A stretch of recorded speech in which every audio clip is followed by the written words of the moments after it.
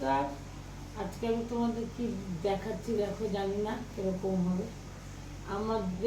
আমি যেখানে থাকি ওখানে একটা দইওয়ালা এসেছিল।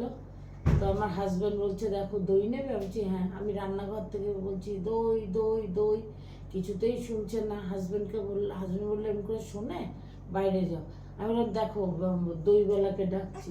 যেই আমি বলেছি দইওয়ালাকে হে, তখনই দইওয়ালা বলছে হ্যাঁ মাইজি আতা হ্যাঁ হি। আচ্ছা, এই যে স্টেশনে চা বিক্রি করে, সকালবেলা আমরা ঘুমাচ্ছি ট্রেনের মধ্যে, বাইরে যাচ্ছি, তখন এসে ওরা কি বলে, চাই চাই গন চাই চাই গন চাই চা বলে।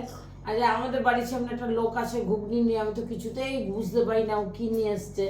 ও এরকম করে ডাকবে মাইজি ঘুগনি ঘুগনি ঘুগনি ঘুগনি ঘুগনি ঘুগনি ঘুগনি